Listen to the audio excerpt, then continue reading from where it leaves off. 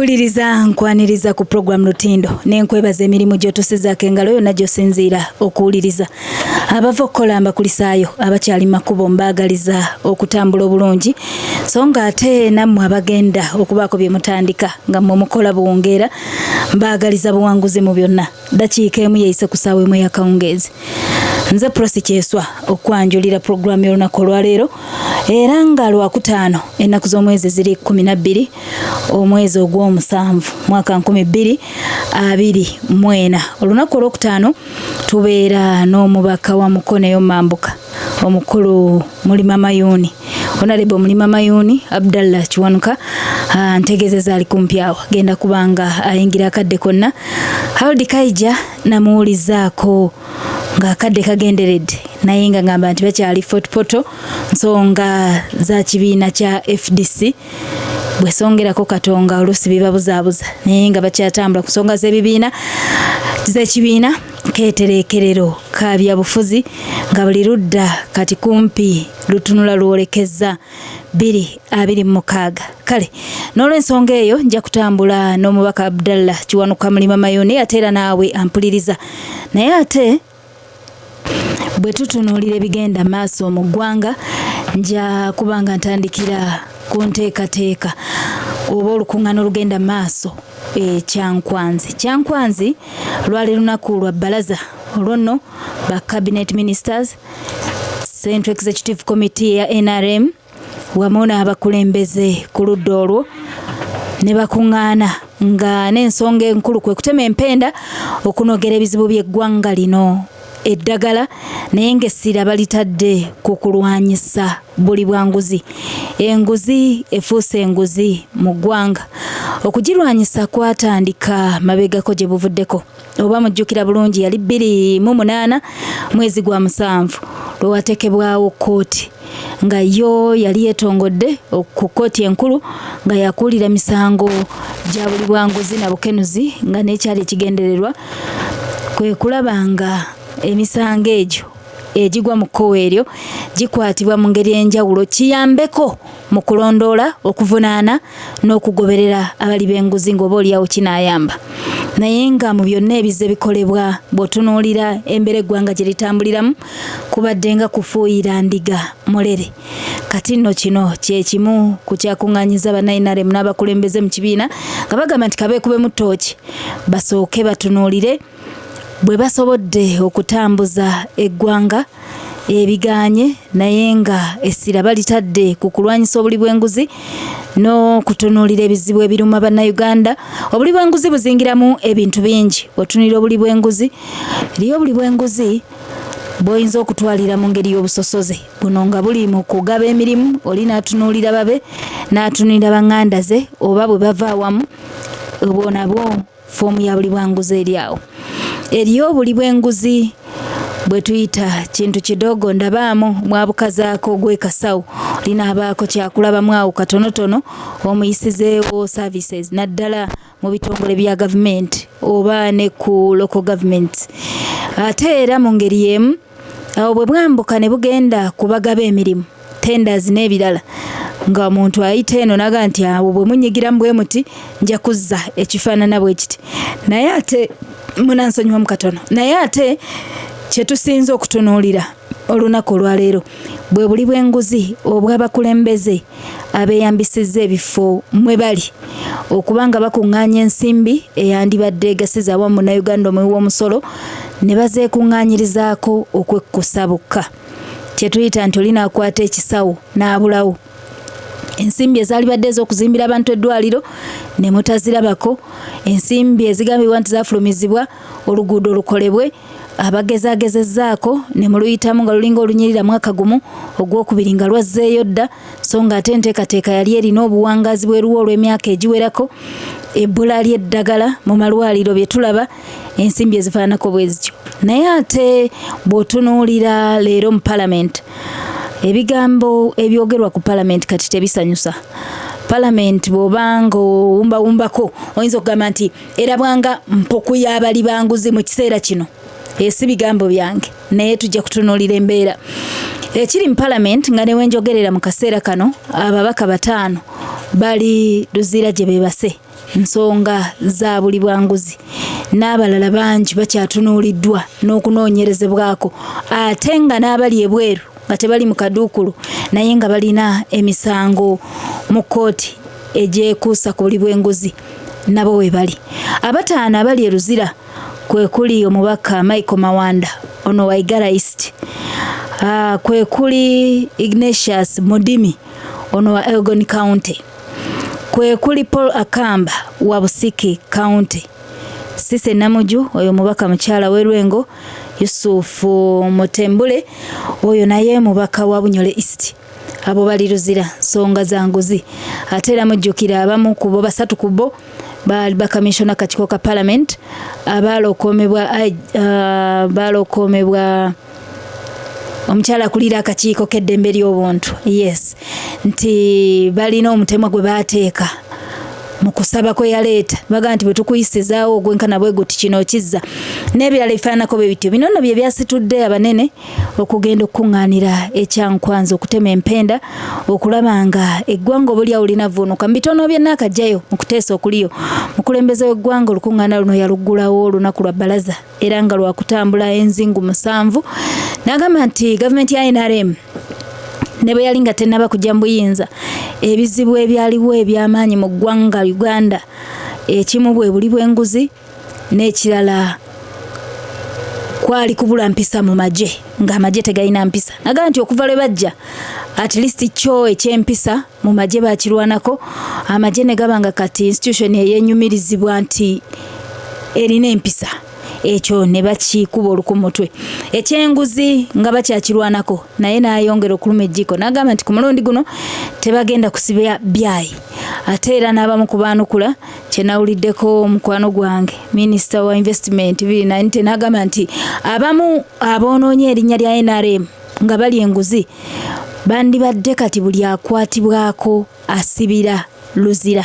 oba asibira mu kaduukulu oba asibira mu kkooti nga tekyali kuttira muntu ku liiso nti oba oliawo kyekinayamba okukomawo okulongoosa ekifaananyi ky'ekibiina ku nsonga y'obuli bw'enguzi. Tunajjukira Pulezidenti Yoweri Museveni kitutte emyaka nga 2 yayogerako ng'agamba nti waliwo emisango gy'atakyayagala kuwulira nti bagiweredde bail ng'omuntu tebamuwa bail ku misango egyo ng'ogumu ku gyo gyali anokoddeyo mwalimu obutemu mwalimu defilement n'obuli bw'enguzi bwaliko n'emisango emirala. Naye ng'agamba nti ekyo nakyo kijja kuyambako singa abantu abo tebakkirizibwa kuteebwa ku kakalu ka kkooti oba aka poliisi aka kkooti kale kanve ku poliisi ngende ku kkooti tibaleme kuweebwa nga bail oba oliawo kyekinaakanga abalala. Bukodyo bw'okulwanyisa enguzi busobola okuba nga buwerako. Okusookera ddala kwe kwanika abo abagirya, ekirala kwe kuteekawo amateeka agasobola okubonereza abenyigira mu buli bw'enguzi. Amateeka tugalina era singa amateeka ago gabadde gakola nga bwe galina okukola ndowooza ekizibu kya Uganda okutereera mu by'obufuzi si mateeka.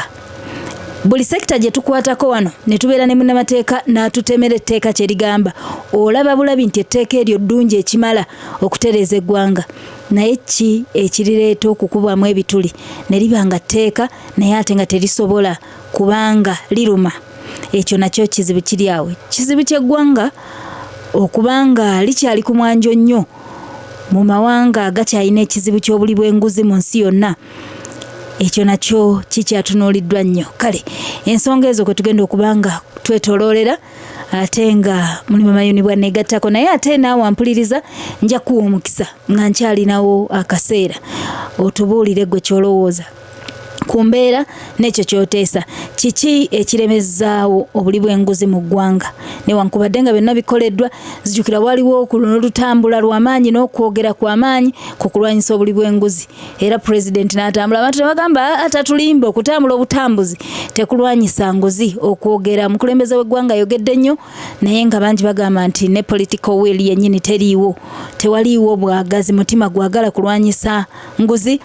Bw'oyogera ku nguzi ng'oyogera ku bukulembeze toyinza kwerabira bigambo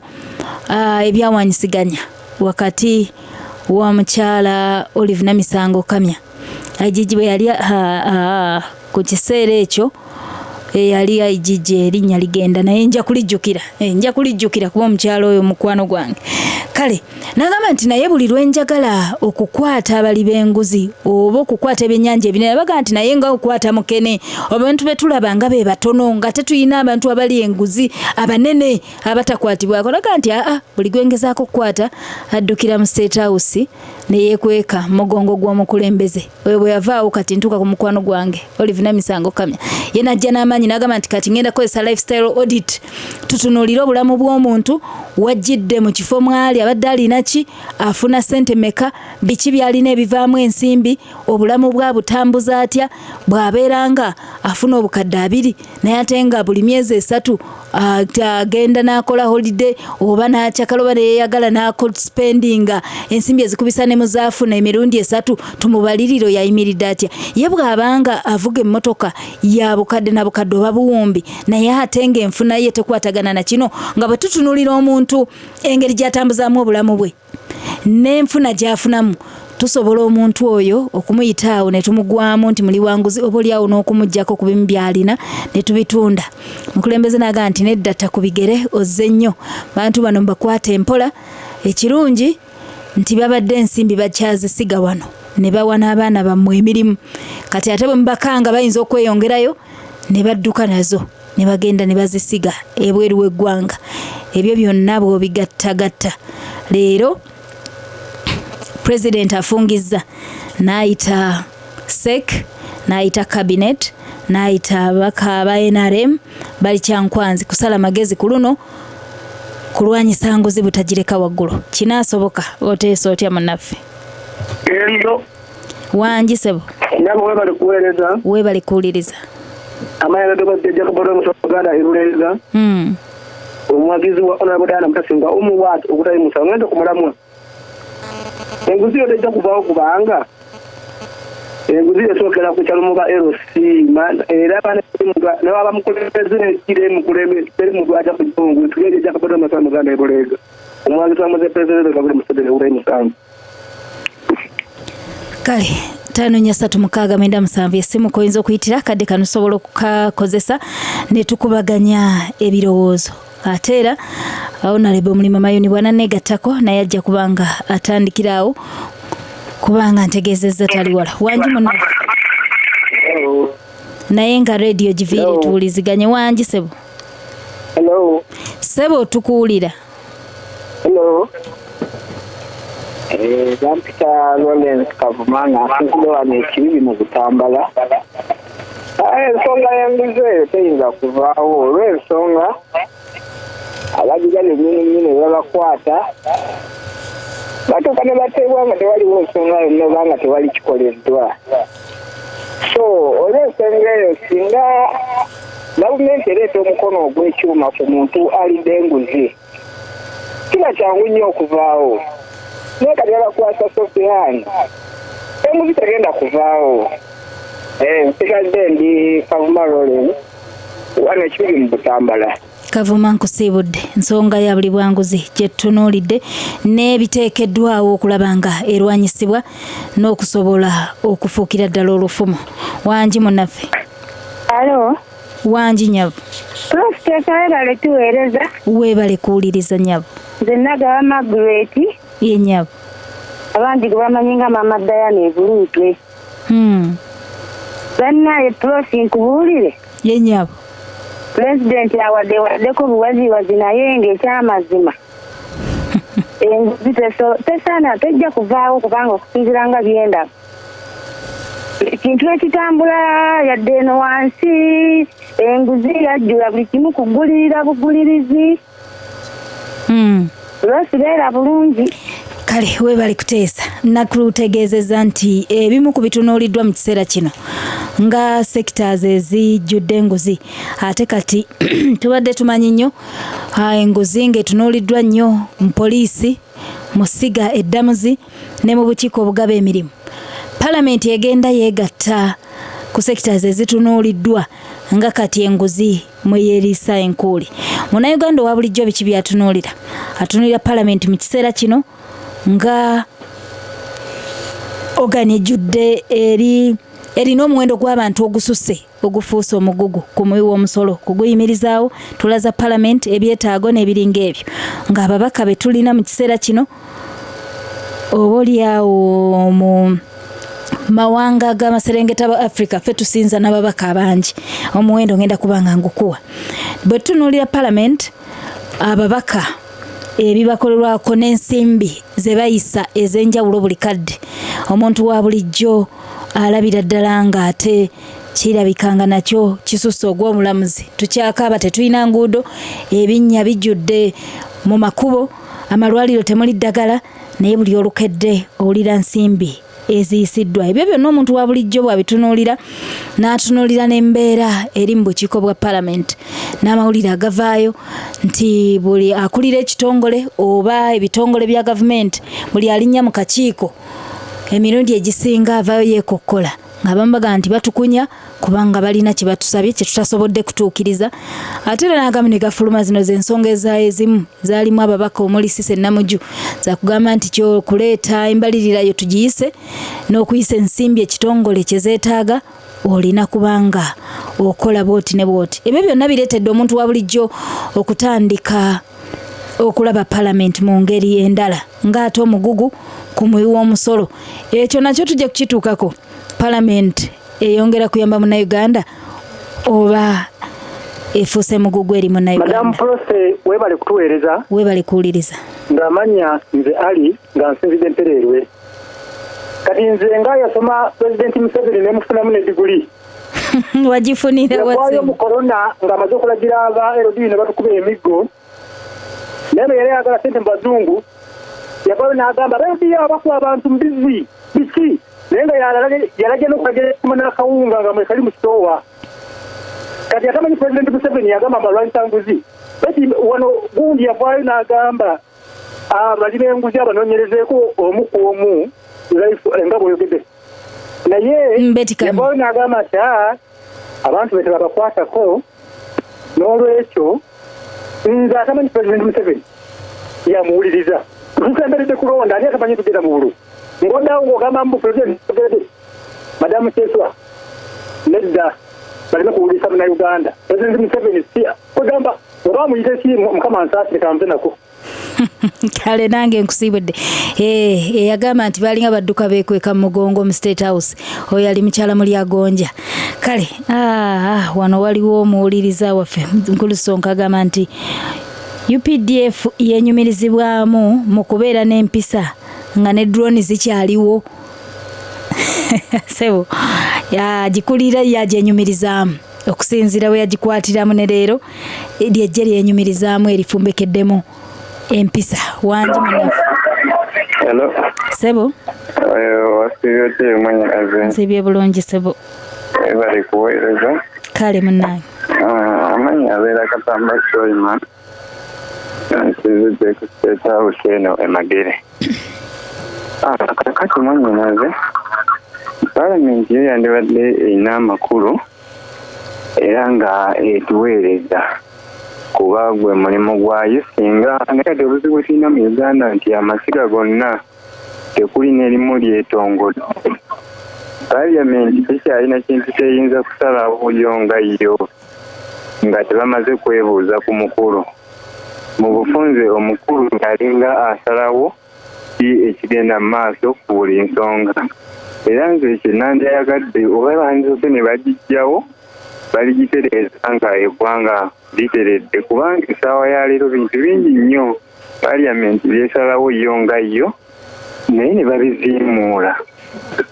Mwannyinaze nawe walaba ababaka ba Parliament nga banekaanekanye masuuti gaabwe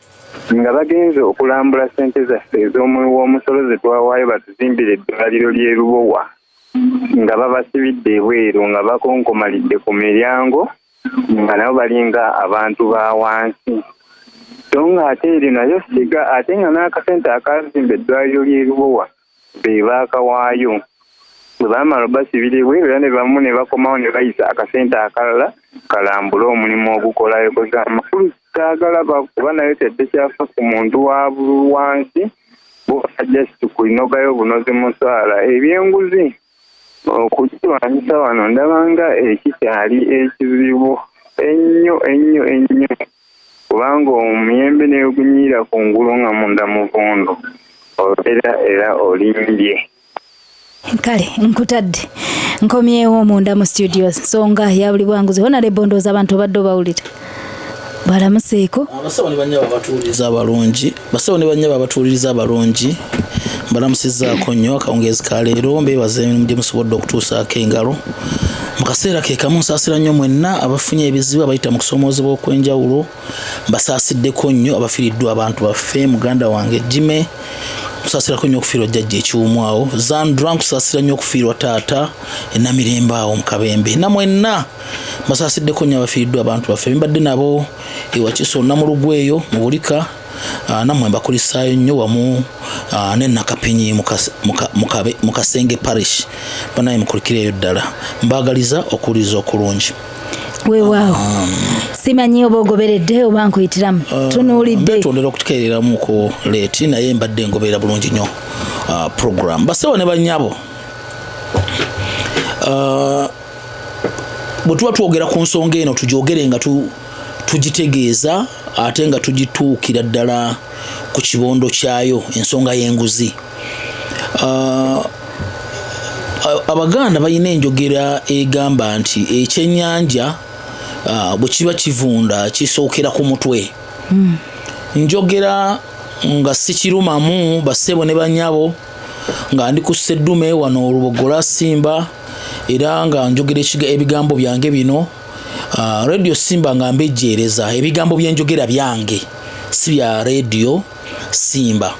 Mwami Museveni President w'eggwanga lino ye mulabbayi nnamba emu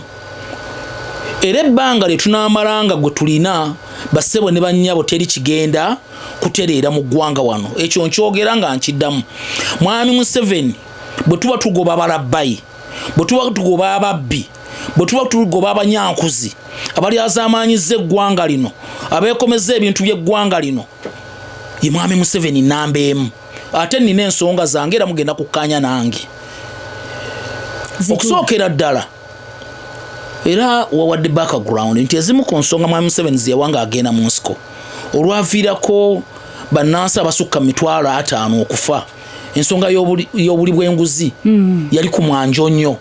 era ng'awa bannansi ng'abagamba oboto oyo n'abeera omulyakuzi n'abeera nga buli kaseera asembeza bafamire ye buli kaseera buli wootunulira akokolo ye nepotism n'okunyankula ebintu by'eggwanga. Mwami Museveni mu mbeera y'emu gy'ayiseemu ng'ayita mu mukyala we n'abagabira emirimu ng'era kati ye minisita w'ebyenjigiriza ng'ayita mu mutabani we ye commander in chief ng'ayita muganda we yakulira ebyokugaggawala kwa government ng'ayita mu mutabani we yawasa abaana be yakulira ebyemmwanya and what have you. Bulabbayi ki obusinga awo ne bwe mbaga sinnagenda ku bulala. President style ki akwata ebintu by'eggwanga n'atandika okubyefunza nga ye bw'ayagala. Buli kampani z'otunuulira kazibeere olwaliro nina kampani gye tubaddeko abali mu bifo ebyo balina ebisaanyizo byabyo abamu balina abamu tebalina kati ate buli bw'abalina kyekyali mu misizi omulimu ng'alina obusobozi bw'ogukola naye nga gwe president w'eggwanga liyali lwaki okkiriza okugenda mu competition n'omutuuze owe Nakapiripiriti nga gwe president w'eggwanga okompitinge n'owe Nakapiripiriti n'okabera Maido n'owe Katogo nga gwe president w'eggwanga. Eyo ensonga emu bassebo ne bannyabo lwaki mbagamba nti Mwami Museveni mulabbayi nnamba emu. Waliwo buli omu alina essimu y'okuseereza ng'amba eya smart genda mu ssimu yo oteekemu erinnya Patrick Ho oba the judgment of Patrick Ho. Patrick Ho yo gwe njogerako yali investor wa China era nga naye yali ayagala okujja okusiga wano ensimbi mu Uganda. Mu bantu be yagulirira Sam Kutesa yali president wa United Nations yaliko minister yaliko MP w'Essembabule eyo at the same time yali minister wa foreign affairs era na weyaviirawo n'alyoka abeera president wa United Nations mukasera we yabeera president wa United Nations Sam Kutesa nga yasembewa mwami Museveni yavunaanibwa omusango wamu ne Patrick Ho yavunaanibwa omusango ogw'okugulirira president Museveni n'enguzi ya $5,000 ejja $. Bino byenjogera biri ku record buli omu agenda asoma omusango ogwo ng'okozesa essimu yo eyaseereza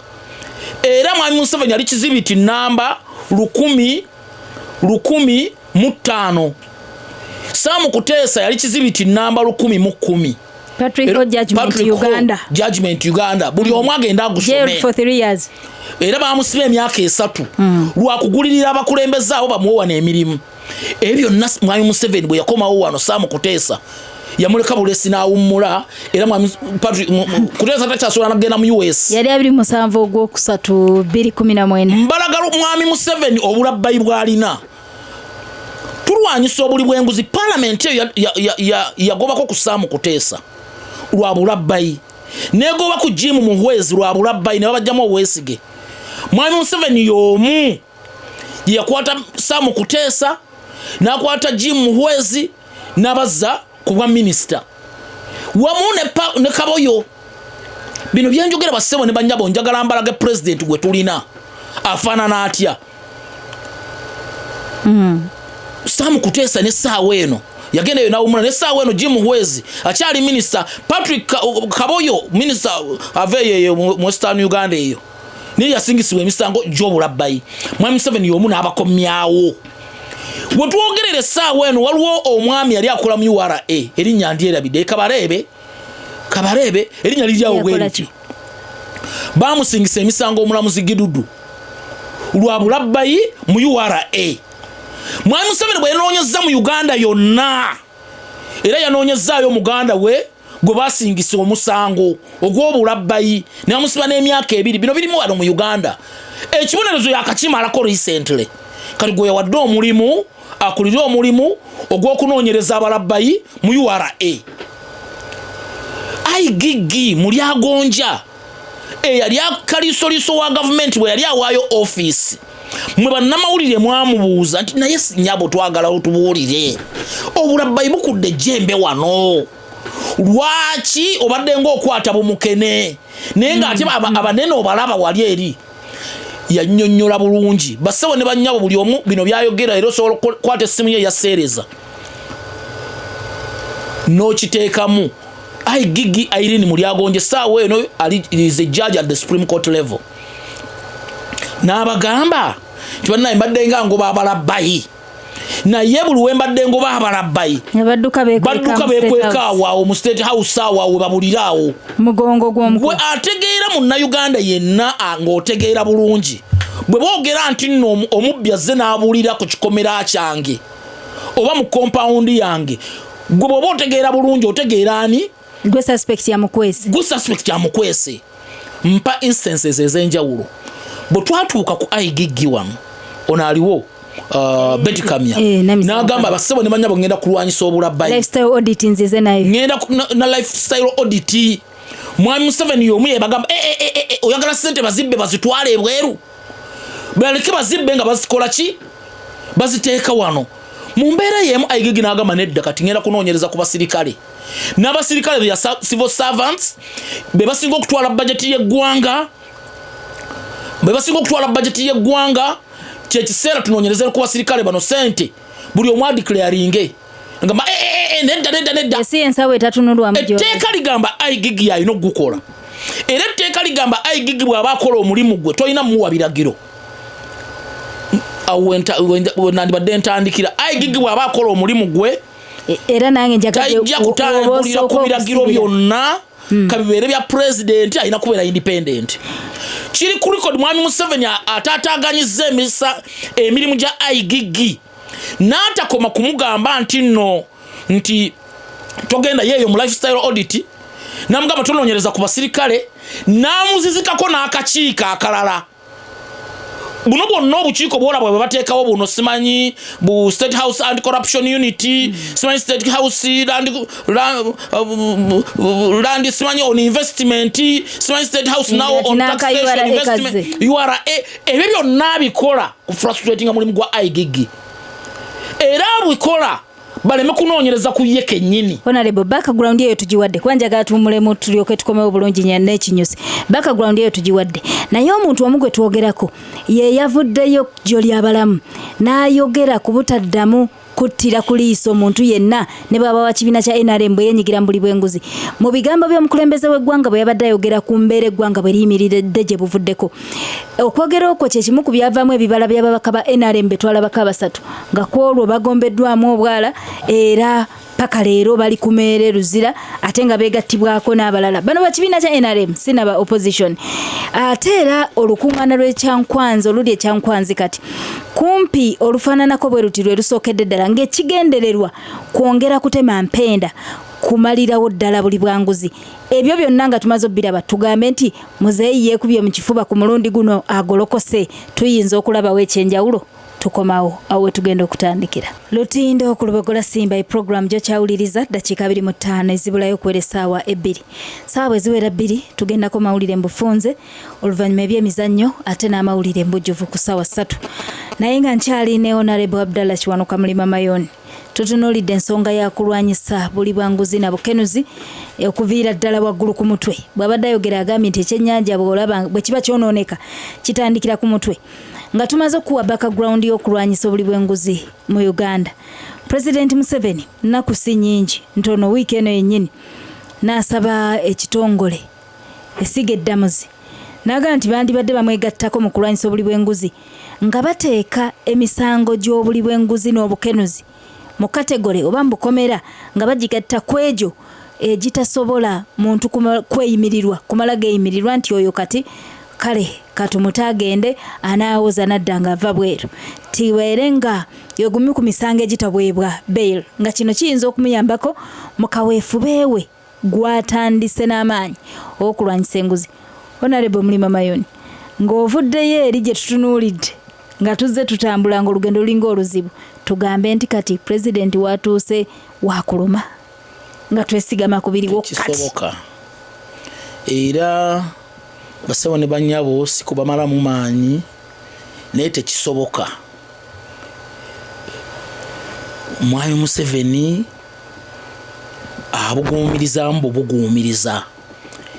amazima ga Katonda ne banaabeera nga bamemba ba parliament abataano abali mu kkomera gubamezze era kuba buguumiriza ekyo mu kitwale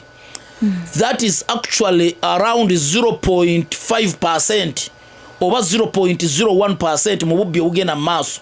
mu gavumenti ya Mwami Museveni ate obuzze bukula okumala ebbanga bintu bingi mubyerabidde naye tunatandika wano okujjayo skando ku skando okuva kwemu mpaka ku ndala abamu muyinza n'okuba omanyi bannansi tulina okubajjukiza buli kaseera eddiini gyensoma batugamba nti fadhakir inna dhikra tanfa'ul mu'minin nti abantu mubajjukize okujjukiza kuyamba abakkiriza abantu mubajjukize era bino ebimu ebituleeta wano ne tuddingana ensonga kwagala abantu bategeere ensonga zino tuzibajjukize muzitegeere oba oli awo munaasinziiraawo okugamba nti ekimala kimala abamu tebajjukira oba mujjukirako ku kibayita janka helicopters janka helicopters skande yali mu Salimu Salaba bijjukira obulungi Salimu Salaba mutabani wani ebinyonyi biganyegenye ebyo butunatandika okumentioninga scandals after scandals naye kyaliwo mu mbeera eyo okujjako nga tekimufavoringa naye bano bonna ebiseera si bye byaddirira uniform ezali zitatuuka bannamagye kasitala abantu sente wasutte wazikoze ekyo wanywereza mu buyinza nti kati kyovola ne bano byogamba bano abamagye tino bataliimu tebali mu buli bwanguzi mu Uganda wasinamanya kitongole ki nkinoonyerezaako naye ne bwebeera police nti babaddeko wali ku mitwe naye neno wansi yonna nga yabeera penetrated sinnamanyako kitongole kitaliimu bamagye bwebeera CID bwebeera police bwebeera internal affairs bwebeera immigration bwebeera NIRA bwebeera bya NADZI bwebibeera bya investment buli wamu waliwo amagye naye obulabba y'obujjudde mu magye nga institution UPDF n'obulyake n'obulyazaamaanyi n'obusosoza ne mu promotions zonna buli omwe byabimanyi. Ani abikulira webibeera bya UPDF komando w'okuntikko ye Mwami Museveni. Ekimu ffe nze ku lwange kyembirivinga lwaki Mwami Museveni ayagala nnyo okuteeka ab'amagye ku mwanjo. Lwaki? Anytime basobola omwefuulira. Anytime basobola omwefuulira ne bamuwamba. Kachovola either he has to keep them ku front line okulwana oba n'aba deploying mu bintu ebyenjawulo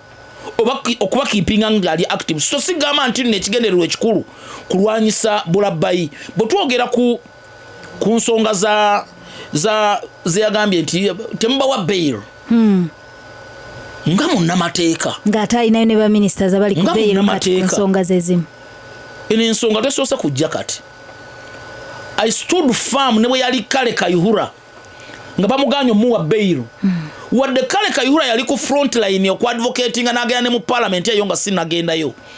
ng'agamba yabyogera mu 2017 kubanga era 2017 oyo yennyini ebintu byambijjire naye era yakava mu parliament nga agamba parliament bannange obudde bwe mutuwa muto butono etteeka mu likyuse abantu babeere nga tusobola okubagana ezisukkaana mu 8 ne bamukwata yasooka okulajana kyonnange banzigalidde ebbanga ddene Ssemateeka agamba bw'ati. So as far as oku upholdinga enfuga etambulira ku mateeka ne Ssemateeka ekyo bannayuganda tukkirize nti waliwo presumption of innocence nti omuntu yenna ne bw'abeeranga yasse omuntu ne bw'abeeranga mulabbayi ne bw'abeeranga yatemudde yadifayirinze yayeekedde eggwanga njogera ku misango eminene terrorism treason corruption abuse of office egyo gyonna misango minene tukkirize nti waliwo kye bayita presumption of innocence until proven guilty nti omuntu yenna ayina kuba nga ateeberezebwa buteeberezebwa mpaka nga gumusse mu vi kye tulina okukyusaamu Mwami Museveni aleme okwekweka mu birala byonna tukwate ssente tuziteeke mu banoonyereza tuziteeke mu poliisi tuziteeke mu crime intelligence tuziteeke mu crime mu poliisi gy'oziddusa kyekimu ku bitongole ebiri ku mwanja omukuli enguzi. This is era bwe tuba tukiliininga bwe kiba kitegeeza kugenda kweyazika balala oba kuva mu Scotland nga bwe twali tuleeta abacuba okujjanjaba bakikola ekyo nga tuzudde tetusobola kwetrainingira abantu wakiri abapoliisi tubajje cuba abantu bafune obwenkanya mu mangu mu budde ng'omuntu bwe bamukwata ne bamutwala mu kooti mu wiiki emu mu mwezi gumu abeera amaze okufuna obwenkanya oba gumusinze oba angeenasaavinge bw'aba tamatidde ajulire. Enkola ey'okuteeka emisango mu kooti kagenderere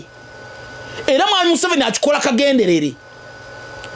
Temulowooza nti takimanyi nti nno abalamuzi performance yaabwe eri wansi. Olabye waliwo abalamuzi be badde njogerako nabo naye nabo si basanyufu kubigenda mu maaso mu judiciary. So kigenderere nze ku lwange nga munnamateeka ate alwanirira eddembe ly'obuntu awo njawukanira ddala bwe mbanga navaayo Kale Kayihura eyatucunya neŋŋamba nedda yatucunya of course waliwo baataacunya era bamu abamwogerera ebirungi naye nze ngeri ali ku opposition eyatomera abawagizi baffe ebiseera ebyo twawagiranga nnyo Dr. Kizza Besigye namave wano ne wano eno ekimotoka be kyayitamu wane Kaleerwe era n'avaayo naga Kalyonzo mwakoze bulungi nnyo mwalyosa ne mbakuba ku kibooko ebyo byonna ne tubiza kuba negamba nedda Kale Kayihura tumuteeke mu kooti era nze omu ku baakulembera okutwala Kale Kayihura mu kooti nga twetaaga emisango gimumegge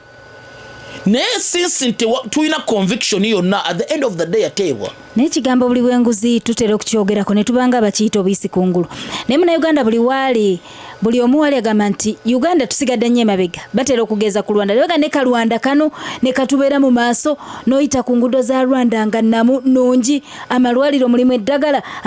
amasomero mulimu eddagala ne tulabira nti ensimbi okusinziira ku lipoota ya IGG ensimbi obuwumbi okunokiza mu 10 buya kuba 9.7 bwe bubulira mu buli bw'enguzi ekyo kye kisinze okusibira eggwanga lyaffe emabega nze naawe mu kubulwanyisa naye tulina kutandikira waggulu kiki ekiyinza okukolebwa kanzi obubaka buno tukomewo ne solution tufune ne ku birowoozo by'abantu kale nga tetunaba kukomawo eri ab'amasimu tugambye nti katukomewo n'ekikolo n'eddagala ebyo byonna bwe tubitunuulira bintu bingi ebiyinza oteekebwa mu nkola okulwanyisa obuli bw'enguzi ng'okwanika abenyigira mu bikolwa ebyobuli bw'enguzi n'obukenuzi okubabonereza n'okuleka etteeka likole oba oliawo n'ebirala biriwa byoyongerako bwe twogera ku nsonga eno bannansi ennaku zino kivuddeyo nnyo nga bakyogerera ne Parliament kyesisobola kudisputinga n'omulundi n'ogumu kubanga nze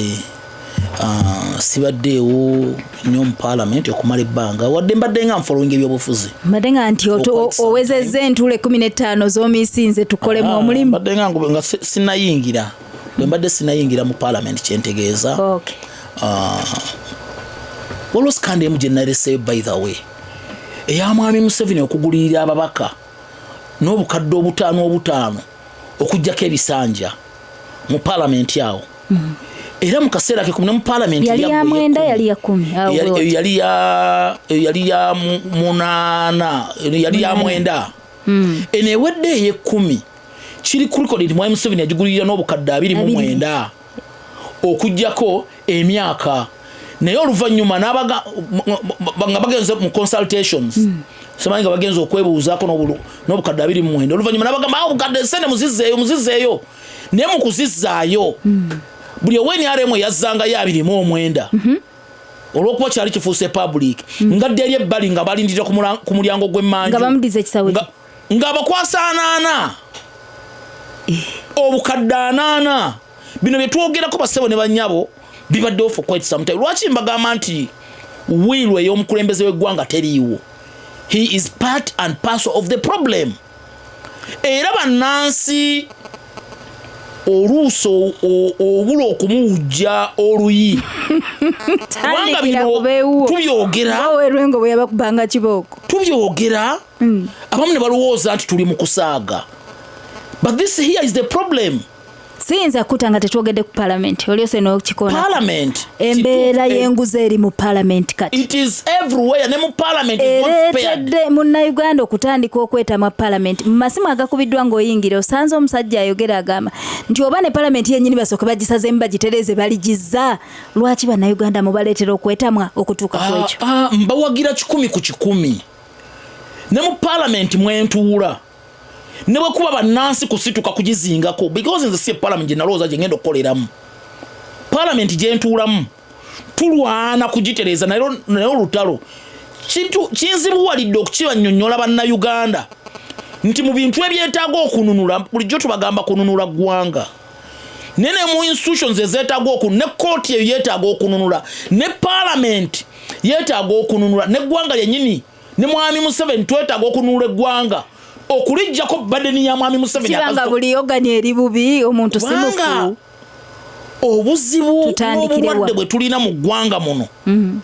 singa buli munnansi atuulawo ne yeefumiitiriza olunaku olumu gavumenti akazito keetuulako olw'okuba yali mwami Museveni singa basituka n'enkya ne bagamba kimala Baden n'akazito katutuuzaako ng'eggwanga ebbanga lyamalanga ye pulezidenti wano bannansi byembagambyeko biwero kituufu mu Parliament waliyo obuzibu obulabbayi mu institutions ez'enjawulo naye tekitegeeza nti obulabbayi tebuli mu URA obukiiko nabwo bwafuuka byanfuna obukiiko bamembers ab'enjawulo baagala okukozesa mu mbeera eyo either okuyisaamu budget oba ne batukwata abantu ab'enjawulo bagenda okuscrutinizinga ne babanyiga obungi bwammwe butufuukidde omugugu wabba kinene naye kale soko ne institutions ennyini ezo bwe mmanya nti URA yegenda okujja nabo bagenda okujja nga bategeseeyooko wano bwe banaba batunyiga nnyo okumanya mwekakasa nti timukyeyongera obungi era wakirikati n'ekizimbe ne kigaziwa kirungi okuzimba parliament siga nti kyekibi naye wakirika kigaziwe kitulaga nti enamba ekyeyongera Munnayuganda ddewa okuyimirizawo parliament ennene bwetyo ekyo nga bwogaba Munnayuganda ddewa nze nkoyo okunkabirira obanga otegedde nti no Munnayuganda ddewa tusituke tweyambulule eggwanga lino tusituke tulyeyambulule basawo ne banyabo nga mmaliriza akantu kamu ine dakiika zonga 4 nga mmaliriza naye kale kozeseemu 2 tuziwa abamasimu ekituufu kiri nti mu parliament sisobola gidefendinga however naawe gy'otuula nange gye ntuula the moment nga bakukutte n'otandika okubeera ng'oli wali mu kaguli it is a bad image for a leader kirabika bubi eri omukulembeze nti bantaddeko sanctions lwa bulabbayi bannange bantadde mu kaguli lwa bulabbayi Simba wangisewo mukadde wange bali kwereza ggwanga webale kuwuliriza Honorable Abdallah Kiwanuka nkulamusiza ssebo Honorable bakulamusiza webale tutiikirira bulungi nnyo nze munnaluweera afiimu wa bodaboda ndi mu kibuga Kampala akutumidde nnyo omubaka Ddake Bamulani Kasekadde Saamu walinnya ensonga azigoberera naye maama wange njagala okutegeeza ebigambo bino ensonga y'enguzi tugyogeredde okumala ebbanga naye ffe gye tuli eno ku gurawundi twebuuza ani abuzaabuzaani era tuyogedde okumala ebbanga naye njagala otegeeza bannayuganda nti mwe Museveni oyo gwe mulaba lwaki ateekawo obukiiko obwo obungi ayagala kukola follow-up ku ssente zasindika ku gurawundi bantu be bateekayo bazireetanga ye bwakibala totekikola mu kuyamba bannayuganda kubanga gavumenti eno mukimanyi bulungi mujjukira mutogikwatako ssente zasaasaana naye ng'akulemberamu yani ye mwami Museveni ng'obeera oŋŋamba nti alwanyisa nguzi obeera olimba bano abateekayo ku gurawundi obukiiko bwateekateekawo anti-corruption unity bukiiko ki bubeera busindikayo kola follow-up kuleeta ssente kuzezza kubanga ebintu bingi mubirabye ebikoleddwa naye nga ne mwami Museveni abimanyi nga naye byonna bya bulabbayi naye ffe tugamba ekiseera kijja tuuka tugambe nti ekimala kimala kale agamba ekiseera kijja kutuuka nawulidde Honorable Bagambo kituuse musitukiremu naye kale oyo ye konsani eri ku bukiiko obuteekebwawo enkya n'eggulo kano kalondoola kitongole kiri leero kutondawo kitongole enkya kuteekawo kakiiko kakirondoola ogamba otya munaffe sebo ono FDC mobiliza tanzeresa tumilite FDC mobiliza katongo okuva eno Seguku Ntebe Road ebwedda ninda njawulo oba katonga oba najja nankungu kati oburu bw'enguzi bwe mu sente omugabe emirimo bw'oba ogigaba buzi bw'esiburu bw'enguzi obupromotinga abantu omu bitongole n'obupromotinga obubi bw'esiburu bw'enguzi FDC mobiliza tanzera baagala nnyo kale sebo FDC mobilizer oli bw'enguzi mu bitongole y'ensonga ye kale 5-3-6-7 kambaweeyo omukisa abantu nga 2 ate tukomewo mwanyinaze webali kuweereza walidde ku kyeggulo sinna kirya ekimu okirya sawa meka antabudamayoni oyo leero akiriko obulesaawo engeri gyabadde ebunayireeyo katakyawulikika kati nkulamusiza ssebo abanya Rastaman bwakikola kimuva mu NUP kyagula giseetamu ye mukulembeze kwebaza okuweereza obulungi bannamukono abakulonda bafuna kyapa mu mannya gaabwe naye ze ku buli bw'enguzi ajja kwawukanamu kanso naawe katono mu nsonga z'abantu ng'abo abakenudde ensimbi z'omusolo ensonga ya beyiro wadde mu bannamateeka ekintu kyabwe mwagala kibeere mu mateeka naye kati bwe kivaayo kati nga bano aba NRM benalaba bebatwala bakabangali nga babatwala abaali bakumpanyiza eza budget nga bayongeddemu mu nsimbi za budget abantu ngaabwe baba nga banoonyerezebwako zemba nsaba basooke babeerere ddala mu kaduukulu paka okunoonyereza kwabo kibaga omusango tebaguza bateebwe naye olwaleero omuntu abba ensimbi z'omwomusolo n'agenda mu kooti ne bamutambo bajja kuwoza ng'ava bweru n'abuzaabuza obujulizi n'agulirira abalamuzi n'ateekamu ensimbi kubanga olwedde ensimbi z'omwomusolo abazibbye ze no nandibadde nsaba nga pulezidenti wagamba nti omuntu yenna abbye ensimbi z'omwomusolo abeere mu kaduukulu paka okunoonyerezebwa bwe kuzuulibwa bukyalubanga lwa mindi muli agumwakkiriziganyiza ne Pulezidenti Museveni kale tulina eddakiika 2 Honorable wumbawumbako osabo ne banyabo olwoki bayita okuplayinga double standards nga gwotunula wofunira kabeera kakodyo ate era njagala okowoola buli omu ne muganda wange mulye kimu obutagwa mu katego emabega kaawo tubadde ku rekodi nga tulwana kubanga Y7 yagamba at the same time abawagizi baffe bangi babadde babateeka ku prison ne terrorism n'okubeera n'ebyokulwanyisa by'amagye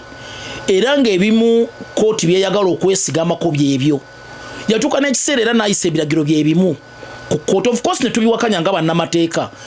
because ne kooti zennyini zirina okusigala bino byennyini bye biraga obulabbayi bwa Y7 leka ekkooti zikole bye zirina okukola si ggwe kusigala ng'obeera eyo n'owa ebiragiro